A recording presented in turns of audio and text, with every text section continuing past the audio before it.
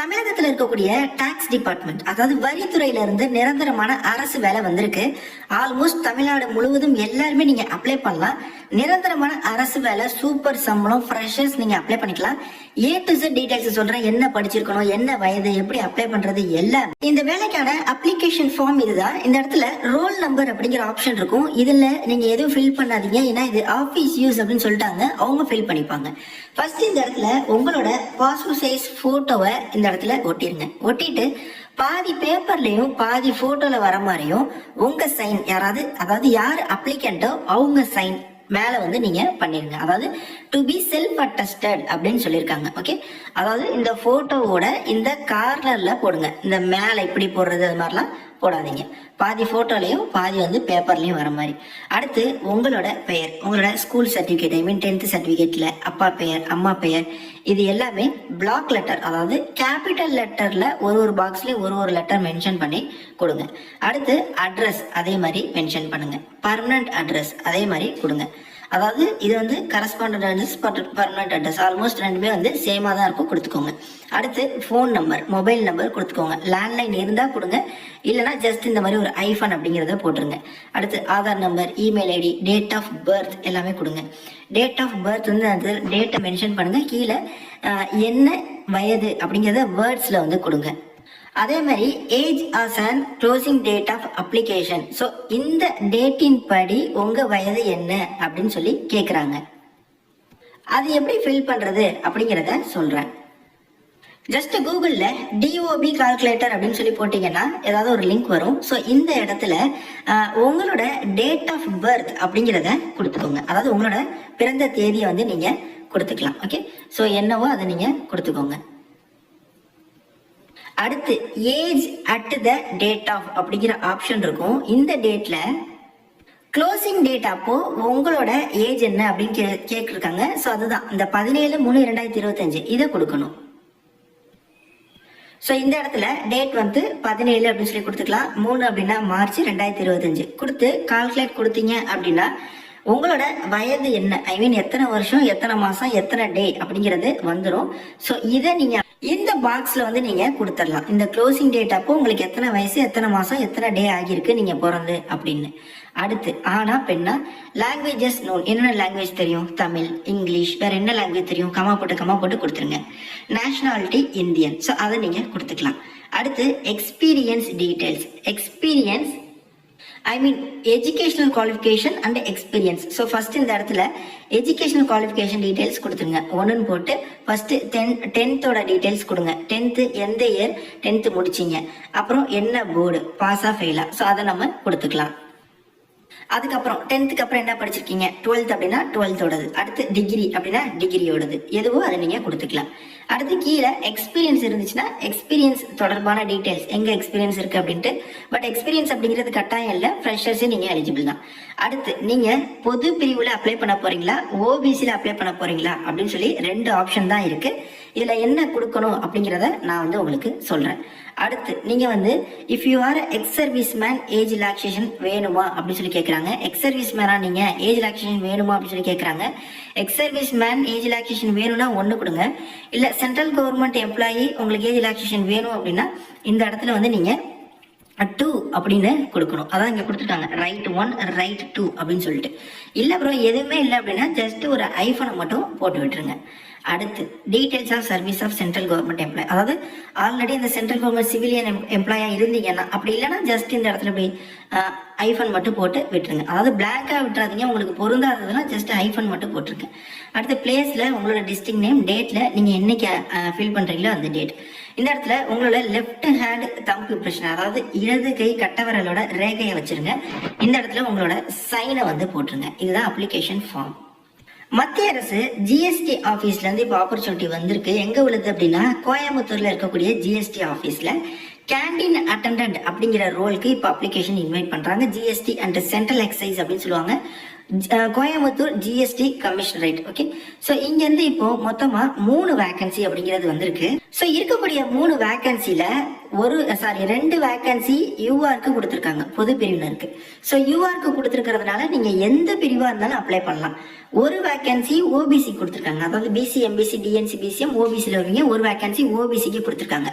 So நீங்கள் ஓபிசியில் வரீங்கன்னா அந்த ஒரு போஸ்ட்டுக்கு அப்ளை பண்ணுங்க. மீதி உள்ளவங்க எல்லாரும் இந்த யூஆர்னு போட்டு யூஆர்ல அப்ளை பண்ணுங்க. ஓகே. ஸோ இதுக்கு வந்து குரூப் சியில் வருது. ஆரம்ப சம்பளம் 18,000, ரிட்டையர் ஆகிறப்ப 56,000. இது இல்லாமல் அடிஷனல் அலவன்ஸ் பெனிஃபிட்ஸ் எல்லாமே சேர்த்து ஆரம்ப சம்பளமே ஒரு 25,000க்கு மேலே இருக்கும். 18லேருந்து 25 வயசு வரையில உங்க அப்ளை பண்ணலாம். நீங்க ஓபிசியில் அப்ளை பண்ண போறீங்க அப்படின்னா மட்டும் 28 வயசு வரை அப்ளை பண்ணிக்கலாம். இல்லை இப்போ நான் பொது பிரிவில் அப்ளை பண்ண போறேன் அப்படின்னா உங்களுக்கு 18லேருந்து 25 தான். நீங்க என்னதான் எஸ்சியா இருந்தாலும் எஸ்டியா இருந்தாலும் இல்லை ஓபிசியா இருந்தாலும் நீங்க பொது பிரிவில் இருக்கிற வேகன்சிக்கு அப்ளை பண்ண போறீங்கன்னா பொது பிரிவுக்கு என்ன வயது வருமோ அதுதான் உங்களுக்கும். ஸோ உங்களுக்கும் அப்போ 25 தான். ஓபிசியில் ஒரு வேகன்சி இருக்கிறதுனால ஓபிசியில் அப்ளை பண்ணுறவங்க மட்டும் 28 வயசு வரையும் அப்ளை பண்ணிக்கலாம். அடுத்து என்ன படிச்சிருக்கணும் அப்படின்னா மெட்ரிகுலேஷன், அதாவது 10th பாஸுங்க. மெட்ரிகுலேஷன் தான் படிச்சிருக்கணுமா? சிபிஎஸ்சி, ஸ்டேட் போர்டு, அப்புறம் கவர்மெண்ட் ஸ்கூல்லாம் எலிஜிபிள் இல்லையான்னு சொல்லி கேட்குறீங்க. அப்படி கிடையாது. எதில் நீங்கள் 10th படிச்சிருந்தாலும் எலிஜிபிள் தான். அப்ளிகேஷன் ஃபீஸ் அப்படிங்கிறதெல்லாம் எதுவுமே இல்லை. டைரக்ட் ரெக்ரூட்மெண்ட்டில் தான் எடுக்கிறாங்க. வர 17ஆம் தேதி வரை உங்களுக்கு டைம். அப்ளிகேஷன் ஃபார்ம் சொல்லியிருந்தேன், அதை நீங்கள் பிரிண்ட் அவுட் எடுத்து தெளிவாக நீங்கள் ஃபில் பண்ணிடுங்க அப்படின்னு சொல்லிட்டேன். ஸோ அதில் லெஃப்ட் ஹேண்ட் தம்பி இம்ப்ரெஷன், அதாவது அந்த சைனு, கட்டவரல் ரேகை, இடது கை கட்டவரல் ரேகையோட அந்த ரேகையை வந்து நீங்கள் வச்சிடணும். ஓகே. அதே மாதிரி அது அப்ளிகேஷனோட என்னென்ன டாக்குமெண்ட்ஸ்லாம் நீங்கள் இணைக்கணும் அப்படின்னா கல்விக்கான சான்று, குறிப்பாக 10th மார்க் ஷீட், 10th மேலே நீங்கள் படிச்சிருக்கீங்க அப்படின்னா அதோட மார்க் ஷீட். அடுத்து வயதுக்கான சான்று, அது வந்து உங்களோட பர்த் சர்டிஃபிகேட்டாக இருக்கலாம், இல்லை 10th மார்க் ஷீட்டே கூட ஓகே தான். அதில் வந்து உங்களுக்கு அந்த 10th டேட் ஆஃப் பர்த் இருக்கும். இல்லை டிசி அப்படின்னா இன்னும் பெஸ்ட்டு அது. அப்புறம் கேட்டகரி சர்டிஃபிகேட், நீங்கள் ஓபிசி அப்படின்னா ஓபிசி கொடுங்க.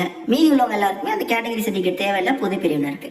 அடுத்து குவாலிஃபிகேஷன் சர்டிஃபிகேட், இது மாதிரி எதுவும் இருக்குது அப்படின்னா இந்த சர்டிஃபிகேட்ஸோட ஜெராக்ஸை தான் நீங்கள் இணைக்கணும். ஒரிஜினல் இணைச்சிடாதீங்க, ஜெராக்ஸை தான் இணைக்கணும். ஜெராக்ஸ்க்கு கீழே யார் அப்ளை பண்ணுறீங்களோ அவங்களோட சைன் பண்ணியிருக்கணும். அதாவது அதில் வந்து அட்டஸ்டட் பண்ணியிருக்கணும் அப்படின்னு சொல்லியிருக்காங்க. ஸோ நீங்கள் உங்களோட சைனை வந்து போட்டுருங்க. ஓகே. அப்ளிகேஷன் ஃபார்ம், அதுக்கு பின்னாடி நான் இப்போ சொன்ன காப்பீஸு, இந்த ஜெராக்ஸ் காப்பீஸில் உங்கள் சைனை போட்டிருக்கணும். அடுத்து அப்ளிகேஷனில் போட்டுறீங்கல்ல ஃபோட்டோ, அதுலேயே 4 ஃபோட்டோ, அந்த அப்ளிகேஷனில் என்ன ஃபோட்டோ ஓட்டுறமோ அதே மாதிரி எக்ஸ்ட்ரா 4 ஃபோட்டோவை நீங்கள் அவங்களுக்கு அனுப்பணும். அது இல்லாமல் 2 கவர் வாங்கிக்கோங்க, ஆஃபீஸ் கவர், ப்ரௌன் கவர் வாங்கிக்கோங்க. ஓகே. ஸோ இதில் 2 எம்டி ஆஃபீஸ் கவர் வாங்கிக்கோங்க. இதில் 2 அட்ரஸில் உங்கள் அட்ரஸ் எழுதிருங்க. ஓகே. 2ன்னு போட்டு 2 அட்ரஸில் எந்த அட்ரஸ்க்கு போஸ்ட் பண்ணால் உங்களுக்கு வருமோ அந்த அட்ரஸை எழுதிருங்க. அதாவது செல்ஃப் அட்ரஸ்டு அன்ஸ்டாம்ப்டு எம்ப்ளாயிஸ் கேட்டிருக்காங்க. ஸ்டாம்ப்லாம் ஒட்ட வேணாம். ஒரு எம்டி கவரில் 2 அட்ரஸில் உங்கள் அட்ரஸ் போட்டுக்கணும். இது மாதிரி 2 கவர். ஓகே. 2 கவரை நீங்கள் வந்து அவங்களுக்கு அனுப்பணும். அதாவது அப்ளிகேஷன் ஃபார்மு, பின்னாடி ஜெராக்ஸ் காப்பீஸு அட்டஸ்டட் பண்ணது, அதுக்கப்புறம் 4 ஃபோட்டோ, அதுக்கப்புறம் இந்த மாதிரி 2 கவர், ஆஃபீஸ் கவரில் 2 அட்ரஸில் உங்கள் அட்ரஸ் போட்டது. ஓகே. 2 கவர். ஸோ இது எல்லாத்தையுமே நீங்கள் இந்த அட்ரஸ்க்கு வந்து நீங்கள் அனுப்பணும். இந்த additional commissioner of GST and central excise principal commissioner, so இந்த பிராக்கெட் பண்ணியிருக்கேன் பாருங்கள், இதுலேருந்து இதுவரையும் உள்ள அட்ரஸ்க்கு நீங்கள் வந்து சென்ட் பண்ணணும். இதை எல்லாத்தையுமே ஒரு பெரிய கவருக்குள்ள தானே வச்சு அனுப்புவோம். இந்த மாதிரி ஒரு கவர் இருக்கும். ஸோ இதுல கீழே வந்து பாத்தீங்கன்னா ஃப்ரம்ல உங்க அட்ரஸ் போட்டுருவீங்க, 2ல இந்த அட்ரஸ் போட்டுருவீங்க. கரெக்டா? 2ல இந்த அட்ரஸ் வந்து போட்டுருவீங்க. இதுக்கு மேல இந்த இடத்துல application for the post of canteen attendant அப்படின்னு நோட் பண்ணிருங்க. ஓகேவா? Application for the post of canteen attendant அப்படின்னு மேலே எழுதிருங்க. கீழே வந்து ஃப்ரம்ல உங்க அட்ரஸும், 2ல வந்து இந்த பிராக்கெட்ல உள்ள இந்த அட்ரஸும் எழுதிருங்க. நான் சொல்றது இது வந்து அந்த மெயின் கவர், பெரிய கவர். ஓகே. ஸோ இதை நீங்க வந்து அவங்களுக்கு ஆர்டினரி போஸ்ட் இல்லை ஸ்பீட் போஸ்ட்ல பண்ணிருங்க அப்படின்னு சொல்றாங்க. நீங்க போஸ்ட் ஆஃபீஸ்ல போயிட்டு ordinary or speed post, maybe speed post போடுங்க. ஸ்பீட் போஸ்ட் போஸ்டிங்க அப்படின்னா அவங்க எவ்வளோ அப்படின்னு சொல்லுவாங்க. ஸோ அதுக்கு தகுந்தாப்புல அவங்க வந்து பேமெண்ட் உங்கள்ட்ட வாங்கிட்டு அந்த போஸ்ட் வந்து ஸ்பீட் போஸ்ட்ல போட்டுருவாங்க. அதாவது உள்ள 2 கவர் வைக்கணும், அதுல 2 அட்ரஸ்ல உங்க அட்ரஸ் போட்டிருக்கணும். அது எதுக்கு ப்ரோ அப்படின்னா இந்த எக்ஸாம்க்கான ஹால் டிக்கெட்டை அதுக்குள்ள வச்சு அவங்க சென்ட் பண்ணுவாங்க. இதை எல்லாத்தையுமே ஒரு பெரிய கவருக்குள்ள வச்சு அனுப்புறோம் பாருங்க. அதுல ஃப்ரம் அட்ரஸ்ல உங்க அட்ரஸும், 2 அட்ரஸ்ல இந்த கோயம்புத்தூர் அட்ரஸும் நீங்க மென்ஷன் பண்ணி அனுப்பணும். கேண்டீன் அட்டெண்டன்ட் அப்படிங்கிற போஸ்ட் அசிஸ்டன்ட் லெவல் தான். அதாவது அங்கே இருக்கக்கூடிய கேண்டீனில் நீங்கள் வந்து ஒரு அட்டெண்டன்ட் மாதிரி, அதாவது அந்த வரவங்களுக்குலாம் அந்த டீ காஃபி கொடுக்கறது இது மாதிரி. ஓகே, எல்லா ஒர்க்குமே இருக்கும். டேபிளை க்ளீன் பண்ணணும், சேரை க்ளீன் பண்ணுறது, அப்புறம் பாத்திரங்கள் விளக்குறது, டீ காஃபி மேக் பண்ணுறது, அவங்களுக்கு தேவையானதை எடுத்துகிட்டு வந்து கொடுக்கறது, இது போன்ற வேலை தான். ஒரு 10ஆம் வகுப்பு தரத்துக்கு என்ன வேலையோ அந்த வேலை தான். அதை தான் நான் சொல்லியிருந்தேன். ஃபர்ஸ்ட் நீங்கள் ஃபுல்லாக டீட்டெயில்டாக செக் பண்ணிவிட்டு அதுக்கப்புறம் அப்ளை பண்ணுங்க அப்படின்னு சொல்லி. என்னென்ன செல்ஃப் அட்டஸ்டட் காப்பீஸ் வந்து இணைக்கணும் அப்படிங்கிறதும் கொடுத்துருக்காங்க. ஆதார் கார்டோட காப்பி, ஓபிசி சர்டிஃபிகேட்டு, அப்புறம் நான் சொன்ன அந்த சர்டிஃபிகேட்ஸு, ஏஜுக்கானது, டிசி, இதெல்லாமே கொடுங்க. அப்புறம் அப்ளிகேஷனில் நிச்சயமாக உங்களோட சைனை போட்டுருங்க. அப்புறம் அப்ளிகேஷனில் ஃபோட்டோ ஒட்டி இருக்கிறதுக்கு மேலே உங்களோட சைனை போட்டுருங்க. அப்புறம் எந்த ஒரு பிளாங்கையுமே விட்டுறாதீங்க, பாக்ஸ் எல்லாம் பிளாங்கா. உங்களுக்கு பொருந்தல அப்ளிகேஷனில் ஜஸ்ட் ஒரு ஐஃபன் அப்படிங்கிறத போட்டுருங்க. இதற்கான ரிட்டன் எக்ஸாமினேஷன் ஒன்லி கோயம்புத்தூர்ல தான் இருக்கும். அந்த ரிட்டன் எக்ஸாமினேஷனுக்கான ஹால் டிக்கெட்டை உங்களுக்கு அவங்க போஸ்ட் மூலமா ஷேர் பண்ணுவாங்க. அதுக்கு தான் ஒரு 2 கவர் கேட்டிருந்தாங்க. 2 அட்ரஸ்ல உங்க அட்ரஸ் போட்ட empty cover 2 cover. Okay, so அதுக்கப்புறம் பார்த்தீங்கன்னா இவங்க வந்து அதற்கான ரிசல்ட்டை டிபார்ட்மெண்டல் வெப்சைட், இந்த ஜிஎஸ்டி சென்னை ஆஃபீஸ் வெப்சைட்ல அவங்க வந்து சொல்லுவாங்க யார் யாரெல்லாம் செலக்ட் ஆகியிருக்கீங்க அப்படிங்கிற விஷயங்கள் எல்லாமே. வர மார்ச் 17 லாஸ்ட் டேட்டு. ஸ்பீட் போஸ்ட்ல மட்டுமே அனுப்ப ட்ரை பண்ணுங்க, அதுதான் வந்து உடனே வந்து சென்றடையும். அந்த நோட்டிஃபிகேஷனுமே நான் உங்களுக்கு டிஸ்கிரிப்ஷன் பாக்ஸில் தரேன். இதை நீங்கள் ஒன் டைம் நீங்களும் ரீட் பண்ணுங்க. முக்கியமான தகவல் எல்லாமே நான் சொல்லியிருக்கேன். இன்கேஸ் எதுவும் மிஸ் பண்ணியிருந்தா கூட உங்களுக்கு கூட தெரிய வருது அப்படின்னா எனக்கு கமெண்ட் பாக்ஸ்லையும் இன்ஸ்டாலையும் தொடர்பு கொள்ளுங்க. நான் நிச்சயமாக உங்களுக்கு தெரியப்படுத்துறேன். நிறைய பேருக்கு இந்த ஷேர் பண்ணுங்க. தேங்க்ஸ் ஃபார் வாட்சிங். Take care and bye. Tata.